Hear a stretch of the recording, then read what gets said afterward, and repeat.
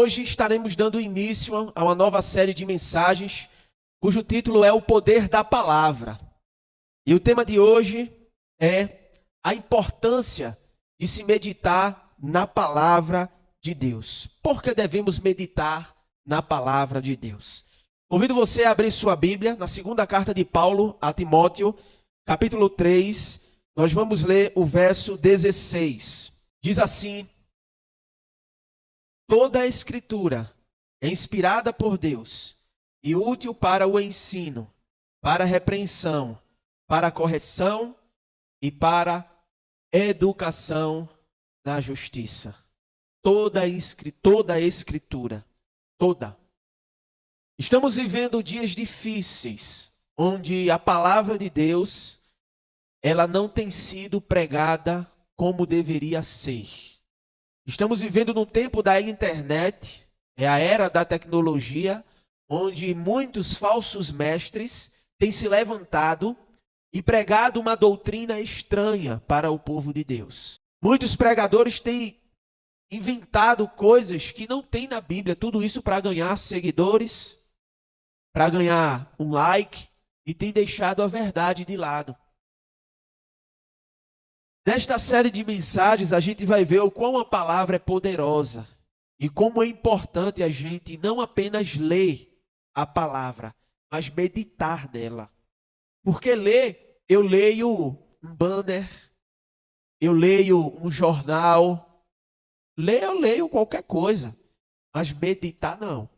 Meditar é se deleitar na palavra. É tirar aquilo que está no texto para o seu coração e refletir sobre aquele texto. Então, qual a importância de meditar na palavra? Ou por que devemos meditar na palavra de Deus?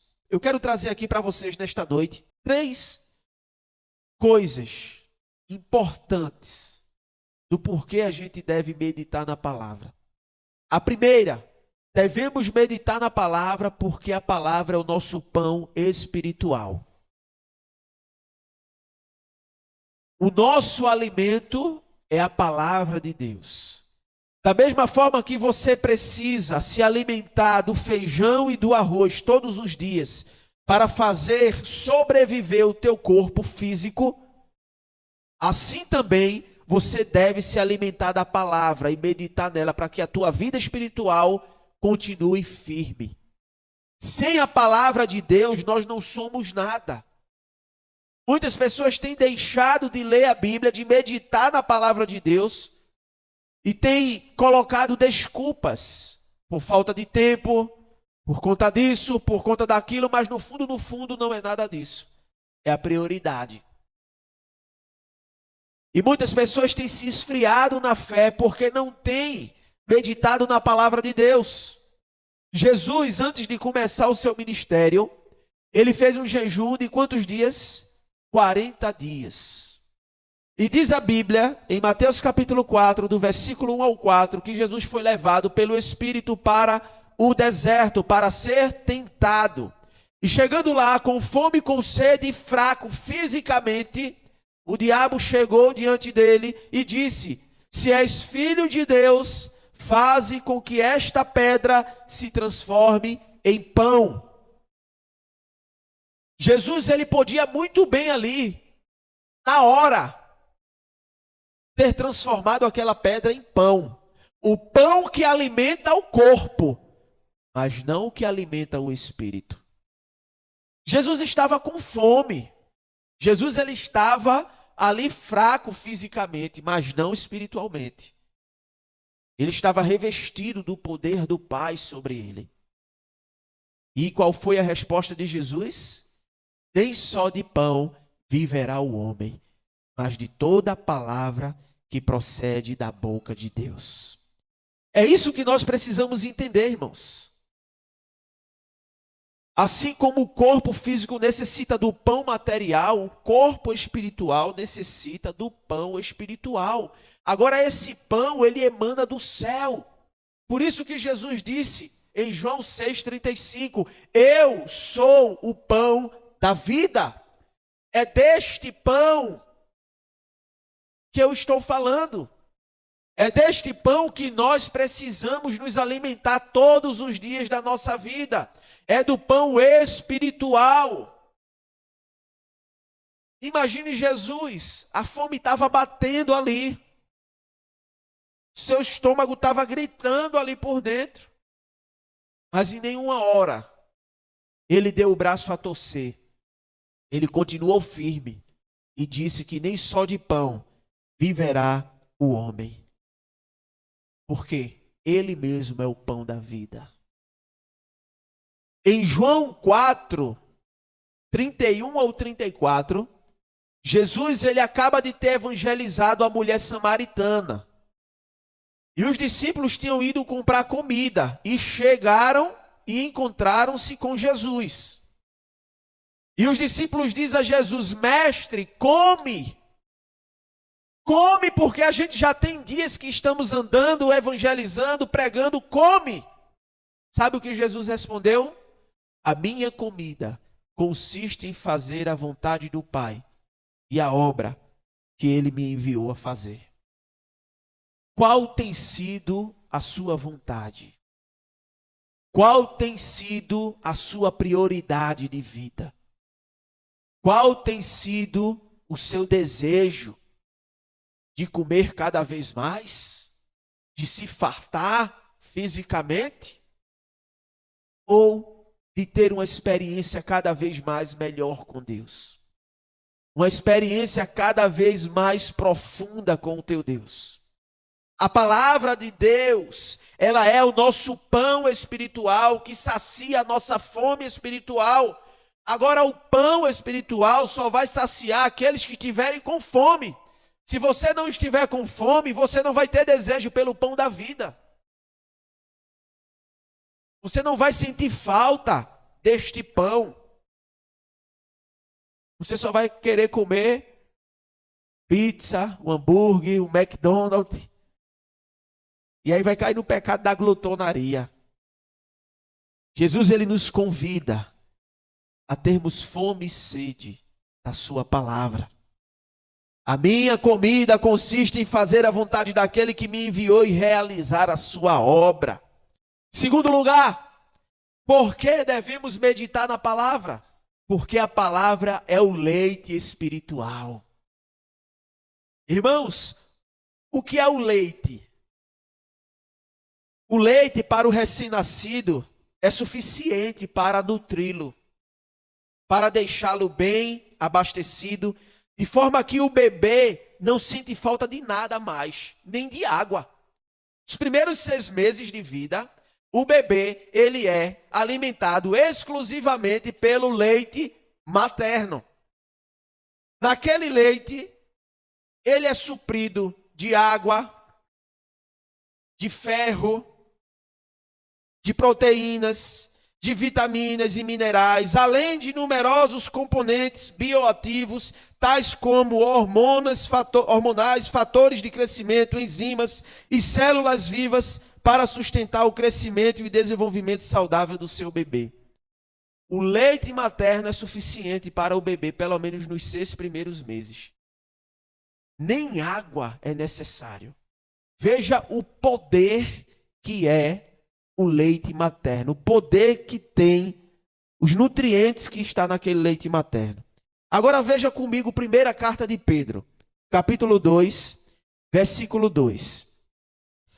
Veja o que Pedro vai dizer. Desejai ardentemente,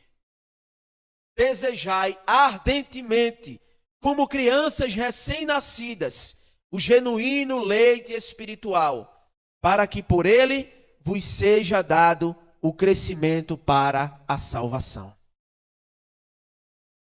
Pedro, ele faz uma comparação do leite material, transformando em leite espiritual. O que ele está dizendo é, da mesma forma que vocês precisaram ser nutridos pelo leite materno quando recém-nascidos, vocês também precisam desejar ardentemente no seu coração a palavra de Deus, que é o leite espiritual. A palavra de Deus, irmãos, é esse leite que tem todos os nutrientes necessários para sustentar a tua fé em dias de provações. A palavra de Deus tem os nutrientes necessários para sustentar a tua caminhada cristã. A palavra de Deus é poderosa para fazer você crescer em graça e em conhecimento.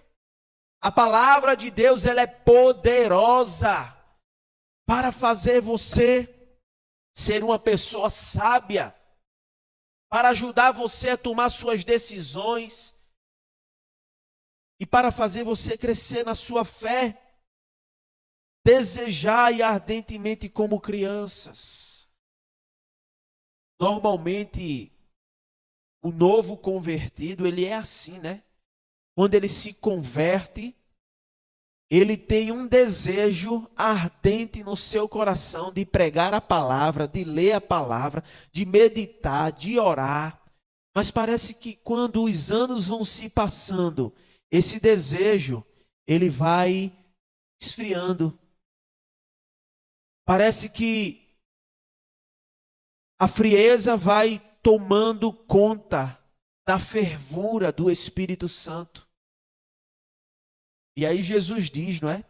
Em Apocalipse, porque tu não és quente nem frio e és morno, estou a ponto de vomitar-te da minha boca. Ele diz isso para quem? Para o mundo? Para o mundo não. Foi para a igreja esfriou. Irmãos, precisamos desejar a palavra de Deus. Precisamos de fato comer a palavra. Assim como você se alimenta todos os dias. Assim como você precisa tomar o seu café, almoçar, jantar. Você precisa também ser dependente da palavra de Deus todos os dias para que você cresça na fé. Agora veja, em terceiro lugar, por que você deve meditar na palavra? Porque a palavra de Deus, ela é um leite, mas ela é também um alimento sólido. O que é um alimento sólido? Uma feijoada, por exemplo. Um bebê, preste atenção, um bebê, se ele comer uma feijoada, ele pode vir a óbito. Então, para o bebê, o ideal é o leitinho. Agora, para homens e mulheres, tem que se alimentar do que é sólido. Tem que comer um cuscuz de manhã, uma macaxeira, não é? Um feijão, um pirão. É alimento sólido. Os cristãos, eles têm vivido de uma maneira que não tem se alimentado do que é sólido. Tem crentes que preferem ficar no leitinho. Tem crentes que gostam de ficar na mamadeira espiritual. Só no leitinho. Isso é um grande problema para a igreja, irmãos. Porque são crentes que não crescem na fé. Abram aí a sua Bíblia em Hebreus capítulo 5, verso 14. O texto vai nos dizer, a partir do versículo 11. Eu disse 14, mas é Hebreus 5, 11. Olha o que o texto diz. A esse respeito, temos muitas coisas que dizer e difíceis de explicar, porquanto vos tendes tornados tardios em ouvir. Pois, com efeito, quando devias ser mestres, atendendo ao tempo decorrido, tendes novamente necessitado de alguém que vos ensine. De novo, quais são os principais elementos dos oráculos de Deus? Assim vos tornastes como necessitados de quê? De leite. E não de alimento sólido. Ora, todo aquele que se alimenta de leite é inexperiente na palavra da justiça, porque é criança. Mas o alimento sólido é para os adultos, para aqueles que pela prática têm as suas faculdades exercitadas para discernir não somente o bem, mas também o mal. Irmãos, aqui há dois tipos de crentes: aqueles que se alimentam do leite e aqueles que se alimentam daquilo que é sólido. O que isso quer dizer? Que há pessoas dentro da igreja com 10, 20, 30 anos de crente que continuam ainda se amamentando, tomando leitinho e não cresce na fé. Mas há outros que comem daquilo que é sólido e por isso estão avançando na sua caminhada cristã. Qual a diferença de ambos?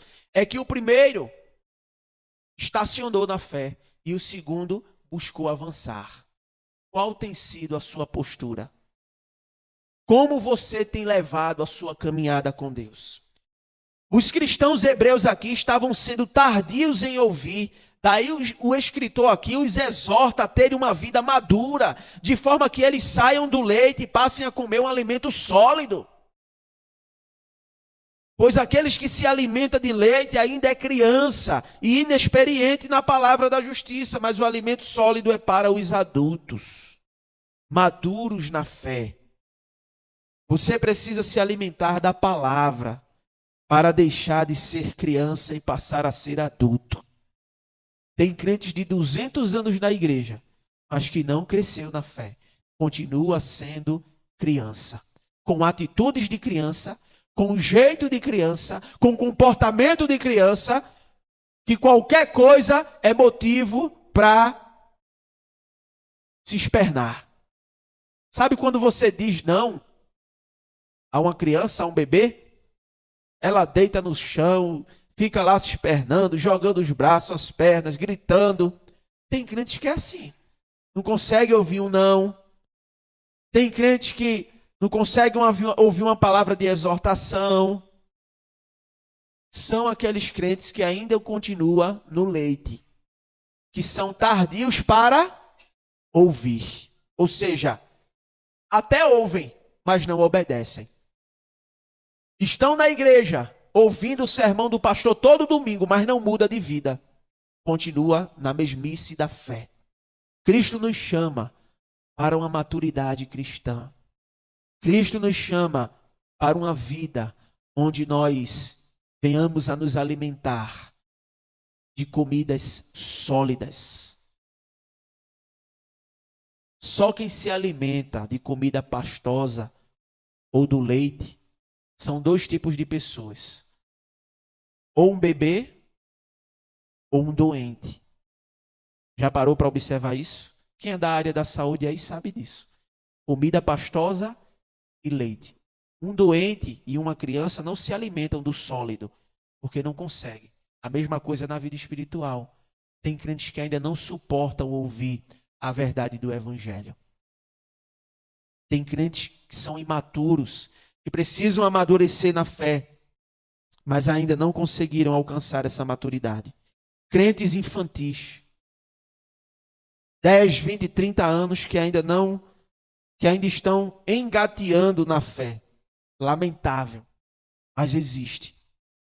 Nós somos chamados, irmãos, a termos uma vida com Deus, de meditação na palavra, de busca por Deus. Leia a palavra. Medite nela dia e noite. Salmo 1 vai dizer o quê?